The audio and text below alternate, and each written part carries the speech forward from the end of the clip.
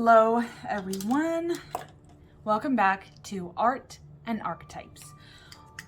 Well, this archetype was really cool because probably like the hero, this is another one of those well-known archetypes, like the archetypes that when you think of archetypes, you think of this, and it's the Explorer.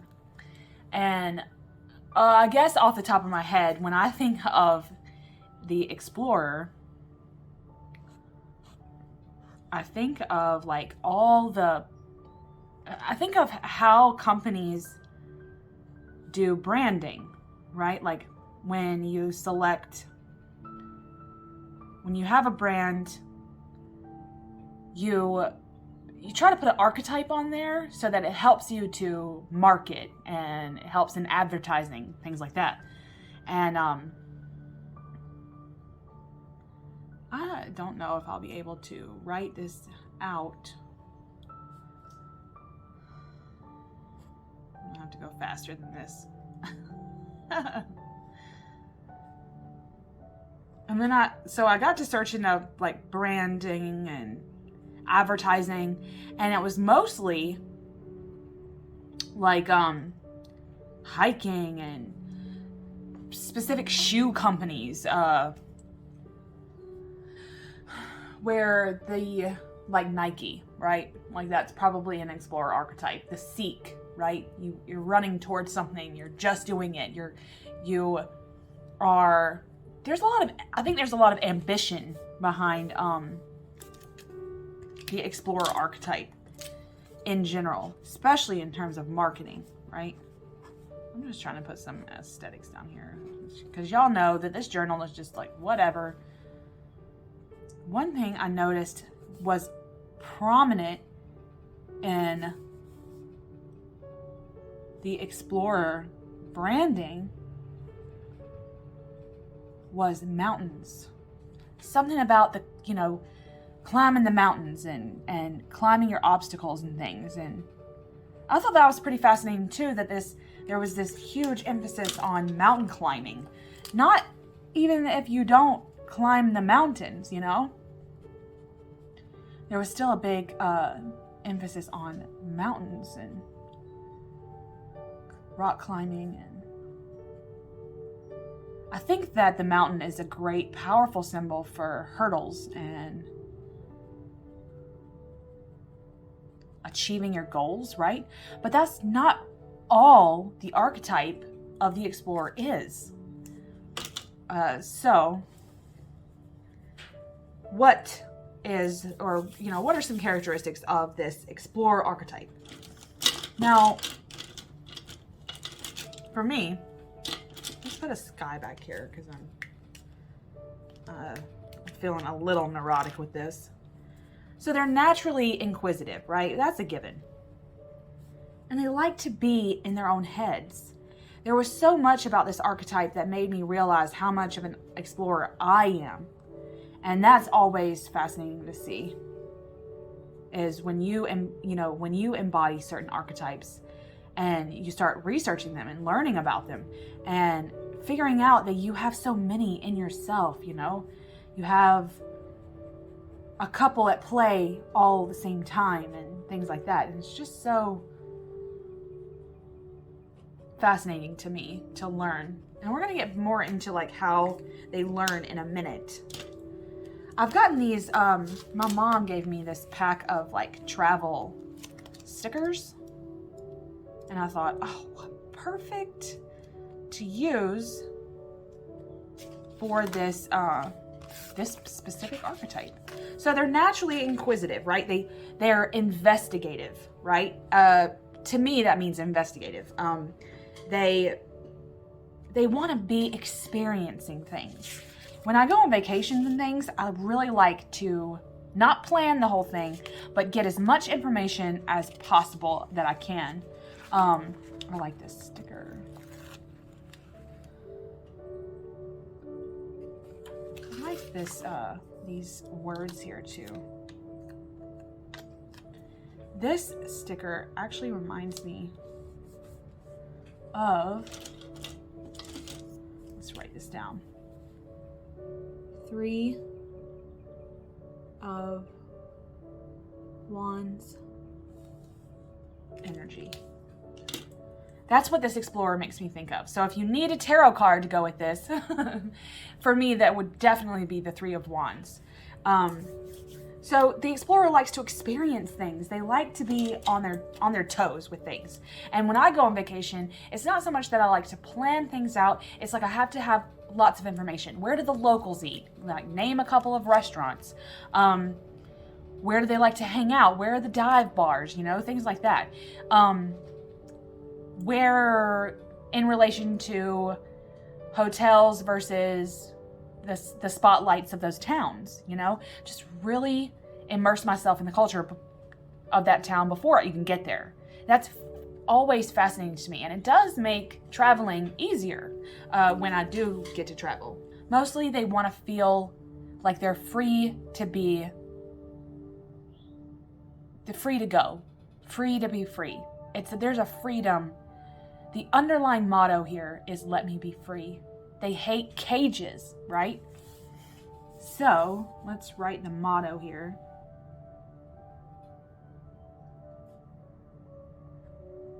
Let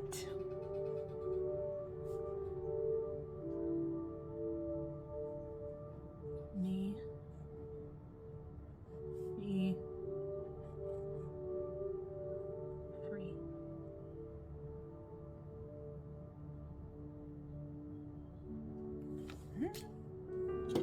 Now there are some longer passages things. I don't know if they were like long stickers is what I want to, I keep trying to say long stickers. Like these little edges. I like these things. There is something about the Explorer archetype and treasure maps for me. Kind of blends right into that paper, doesn't it? I'll get more into treasure maps in a second. They're future driven. The Explorers are future driven.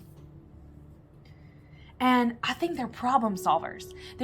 Because they're so investigative and because they're so inquisitive, they can look at a problem through various means and from multiple angles. And so that just naturally makes them better, I guess, at problem solving, because they want to explore all the solutions. And what better way to find the best solution than to explore all the possible outcomes.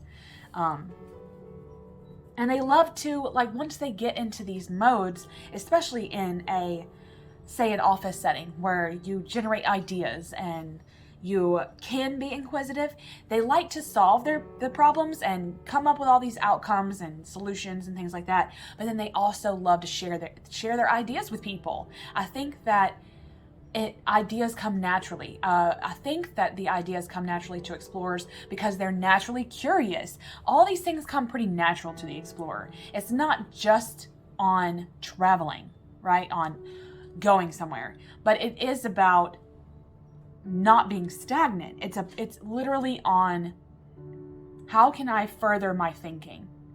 Let's generate some curiosity. Let's get some ideas going. Let's solve the problems we already have and future problems that could come up and things like that. And it's almost like they like the unknown. That's one thing I love about my research and learning and reading. It makes me almost giddy when I don't know something, because it's like, it's like almost the research in and of itself is an adventure, because it's like, okay, if I pick a topic, I do this a lot in my Thought Thursdays. I pick a topic and I run with it and I dive and I go through rabbit holes, and it fills me with this adventurous giddiness that, like, I'm exploring new worlds and I don't have to leave my house. Where the Explorer archetype makes me feel like that. This giddiness to constantly be curious about things. You know what? I'm going to put my pirate here. Let's glue him down. I want to talk about the pirate, but I don't want to put anything else down here without him on my paper.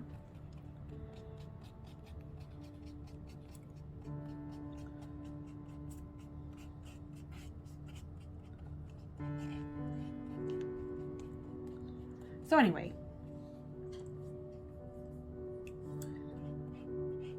I do this a lot with my Thought Thursdays. I like to dive, and it does fill me with a sense of giddiness when I can dive and when I don't know something.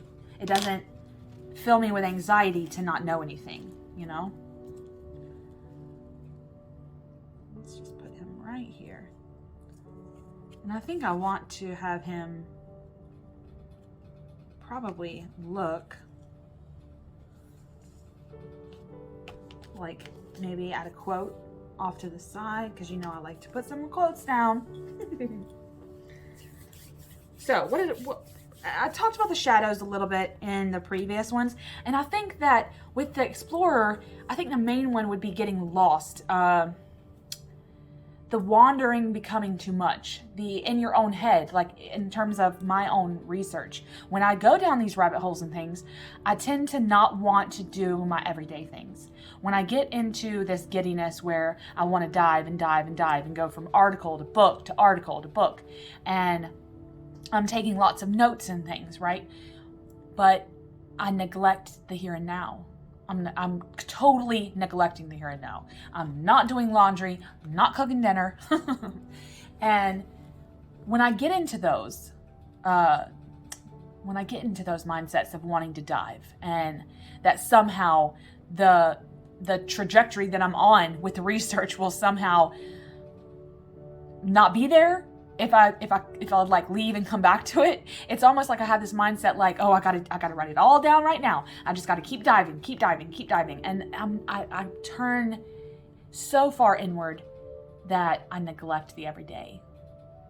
And I think that's kind of the shadow of the Explorer, is that if they wander off, that's a risk, that they're wandering off to be by themselves, right? They're wandering off and they could veer off course because they're just going wherever the wind takes them, you know? And they can disconnect from populace, I guess you could say. Disconnect, and there's a peace in solitude for me. There's a severe peace in solitude. And it rarely happens to me, but after so much solitude, you start to have things in your mind happen. I know that I've had, in my anxiety disorder, I've had a couple of attacks, panic attacks, where I didn't even know that anything was wrong. And it just so happened that I would get into stints of solitude where I would be so involved with myself or whatever I was doing that I didn't pay attention to how lonely my brain was. Stimulation of any kind, mental stimulation with another human being in terms of connection, and I wasn't getting that. And it took my brain having these attacks for me to like wake up from these daydreams, I guess you could say. So I think that that's a lot of the shadow too, is here. I think that they get bored. I think that explorers get bored with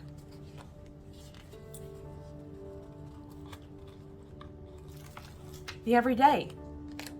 They get bored with doing the same thing over and over again. Does this fit? No, let's put this back.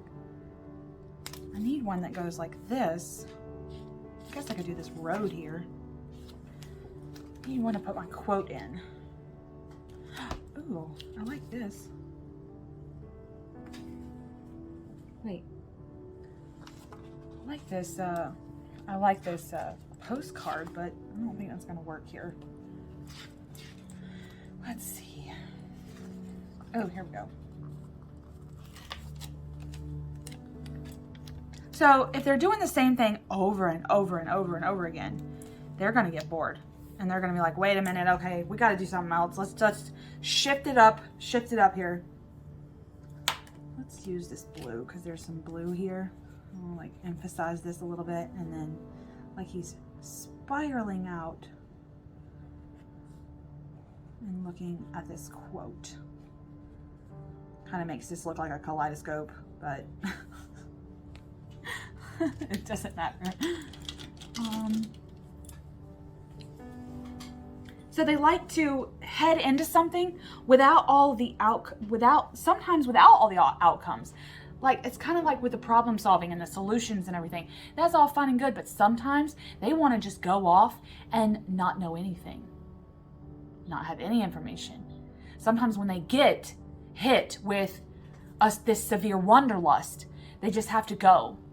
And sometimes they don't heed any of the warnings. They just go without knowing any of the outcomes, because the drive, the literal drive that they have, this severe wanderlust drive that they seem to have embedded into them, okay, it comes natural. They just go off and you can't do anything to stop them, basically. I want to write some stuff down. I don't know if I should stick with the green, because I'm feeling like the green is like this cool. I want to do this like Three of Wands scene here that this pirate is part of. You know, I kind of want to stick with the green, but I don't know yet.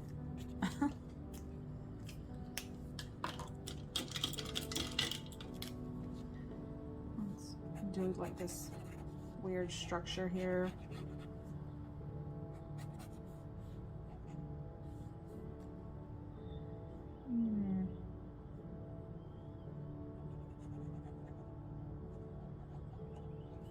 Let's do this. Like, there's a precipice almost here.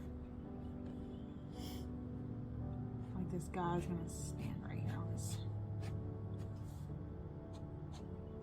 floor here. The floor extends out past these columns.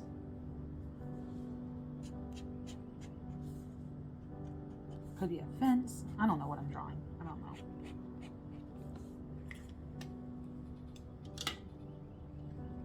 And wands are, let's do orange, because in the Rider-Waite Smith, they're like Aaron's rods from the Bible.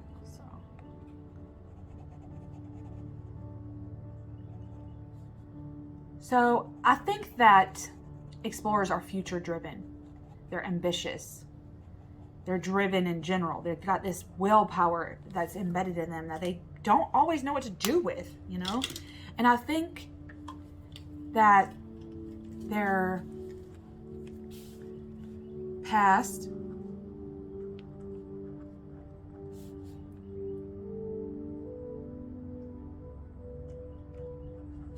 unrepetitive.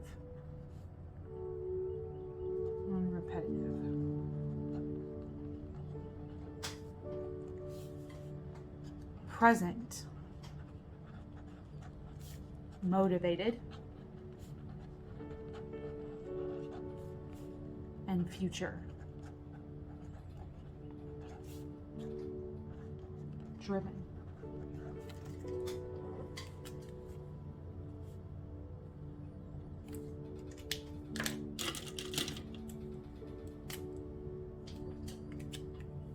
No, I like the idea of doing this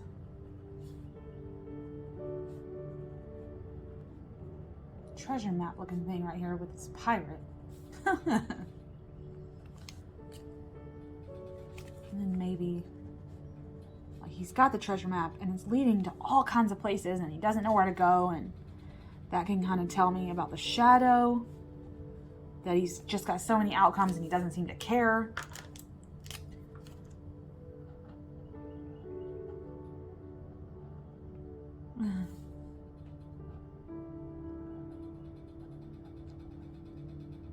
Looks wonky as hell, but whatever. It's a treasure map. It's centuries old. Whatever.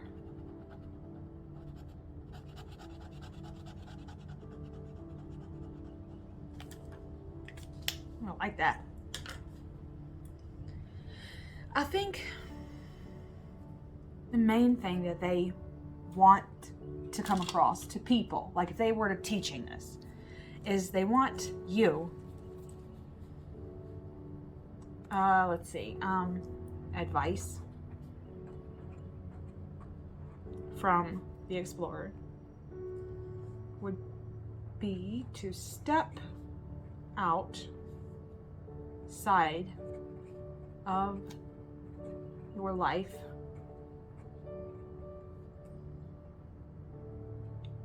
and start living it.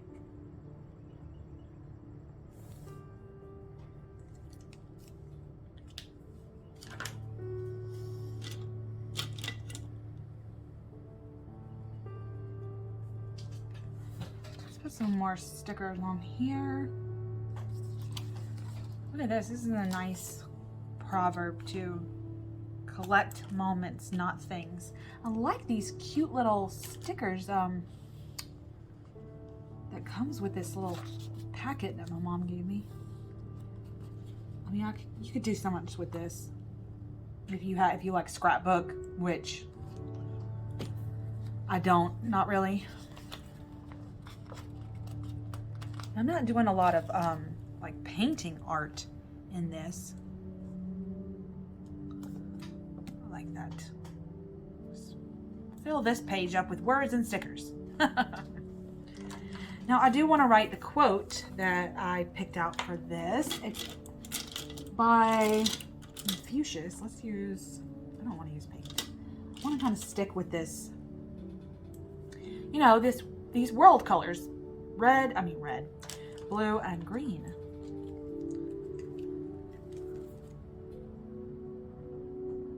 Wherever you go, go with all your heart.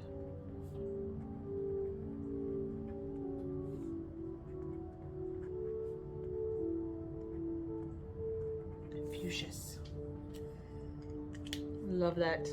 All right, now the goal for the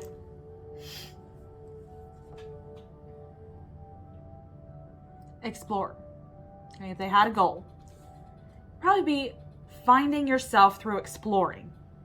Now, like I said before, I don't think that the explorer has to explore in a literal sense.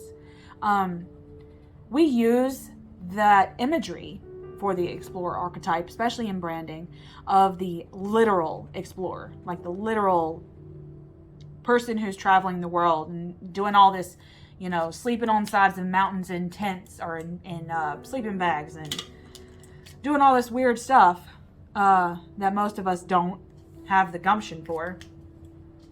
But it could be just exploring ideas, getting in bouts of wanting to research all the time and losing yourself to it. I think that exploring is in a lot of things. I think that we can explore so much, and I think it's sometimes necessary for us to embody this archetype for when we have to do those things, when we have to explore possible outcomes, explore problems and their solutions, explore various cultures. I think there's an importance in this archetype with being able to listen and learn. And I think that you must embody this sense of unrestricted curiosity in terms of a lot of things that we're faced with in the world. But it's almost like you can't get too bogged down with this. Otherwise, you tend to start losing yourself to it. So I guess I don't even have a solution for this. If this happens, just try to recognize signs when you need to come back to your life. Because this advice is from the explorer itself. So step outside of your life and start living it. But you have to actually go back to your life every now and then to pay the bills, and to do your normal everyday stuff. So I think that you can get lost. And I think that's the biggest shadow here, is getting lost within yourself, wanting to go be by yourself. There's a severe solitude with the explorer, because they don't feel like anyone else can explore and be as curious as they are. And in the moment, you just get wrapped up in your own brain, with how to process certain things. So that's a thing you do by yourself. But the solitude can get to you for sure. Their ultimate fear. Their ultimate fear. Where would I write that here? Let's see. Let's write fear.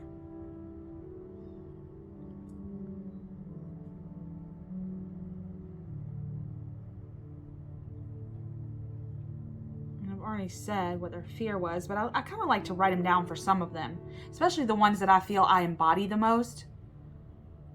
Fear. I don't even know if I'd be able to draw this. This ornate.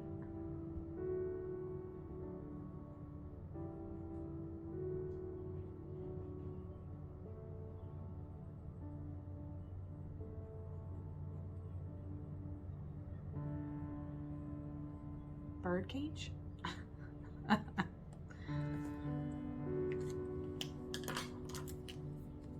And then maybe a bird.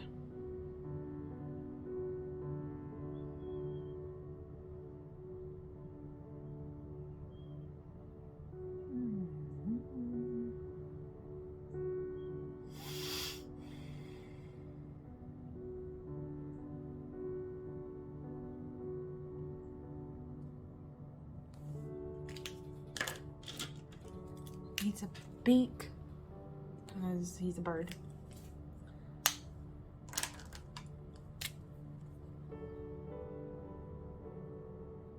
Your biggest fear is a cage.